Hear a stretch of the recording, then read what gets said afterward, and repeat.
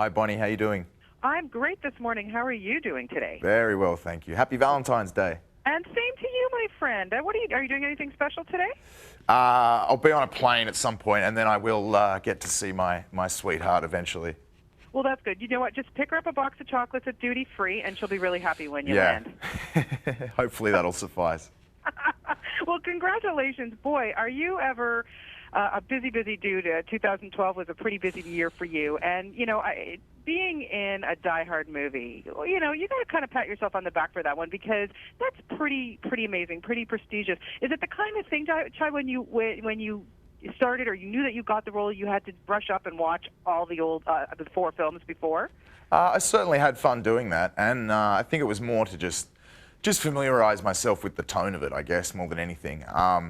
I tried not to, look, it wasn't about studying Bruce's performance or anything like that, but just getting a real sense of what it is about these films that works so well. And it's, it's that balance. It's the crazy action with the kind of wisecracking humor. And I think that's why they're just so entertaining. I mean, John McClane's an everyman, someone we can all kind of relate to in some way or know someone who's kind of like him and the attitude he has to things. So, yeah, it was just about getting in touch with that, really, more than anything.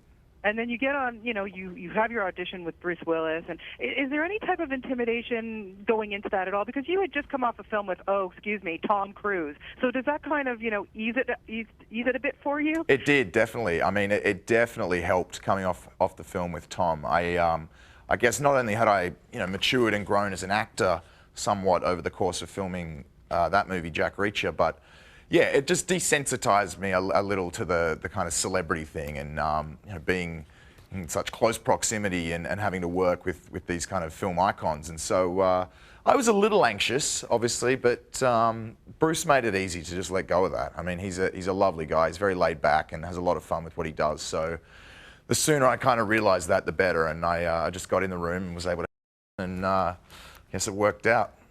Well, what do you learn from working with a guy like Bruce Willis? Because, here he is, a man in his 50s, doesn't look a day over 30 as far as I'm concerned, and he still takes on all this action.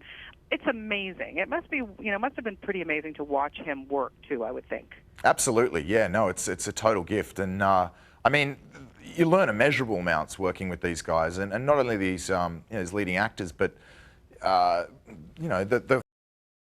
filmmakers. I mean, it's all very new to me in relatively speaking, so I'm constantly just trying to absorb as much as I can and take on new things and then apply them to my craft. Yeah, and you're no stranger to doing action stuff, of course, with Spartacus and everything. Did you get any bruised up in this one, or were you little? Yeah, they took care of you? It's pretty tough to do a Die Hard film and not get a few nicks and bumps, but we managed to escape relatively unscathed. Well, that's good because there's some pretty intense stuff going on in this film. Yeah, there sure is. Yeah. Did anything scare you to death? Well, even when you saw it on paper, you were like, really? I don't know. I just kind of embraced it. I mean, there was certainly some ambitious, action sequences and stunts to do, but I kind of love that stuff. So it's fun, and when you're doing it in a safe environment and you're sort of given license to do these crazy things, it's like living out a childhood fantasy. Yeah. Oh, really? It's seriously lots of fun for sure. Establishing the relationship with Bruce as the kind of father and son dynamic, because it's not your like lovey-dovey father-son thing going on. There's some tension, and we know that John McClane is a character that's always been a bit of a loner. So yeah. What was it like establishing that bond between you two? It was great. I mean, it's a lot of fun to kind of play those scenes when they do kind of butt heads and lock horns and.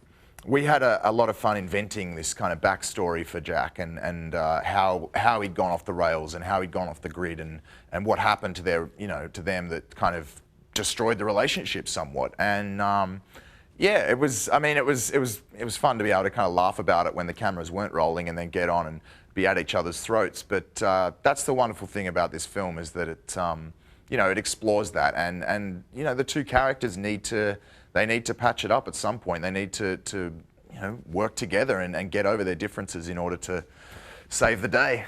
Yeah, and of course they do. I mean, of course. Come on, Yeah. Die Hard fashion. I hope we have a number 6 coming our way. So do I. I mean, yeah, definitely. It would be fun to see you back. I have to ask you got a lot of stuff coming up, but I was wondering, when you look back at your career and when you decided to become an actor, was there somebody or a movie or an actor that inspired you and said, you know what, I want to do this for my living? So many. I mean, really, it was, growing up in the suburbs of Sydney in Australia, I never actually really considered it till I was sort of, out of high school, and going to see theatre and those, Australian actors in films like that. Heath Ledger, I was such a huge fan of growing up, and seeing those guys coming through the ranks and breaking out on an international level was really inspiring to me. So, yeah, I think probably the Aussie boys more than anything else. Your Hugh Jackmans and Russell Crowes, they were the guys I really looked up to.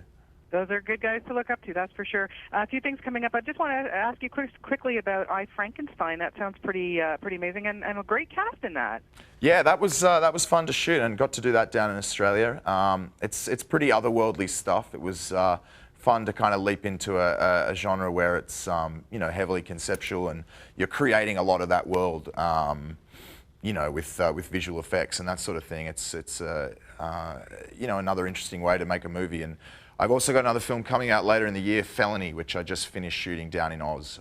It's written by fellow Australian Joel Edgerton, who's very talented himself, and also stars Tom Wilkinson, and very excited about that one. Wow, that's going to be amazing.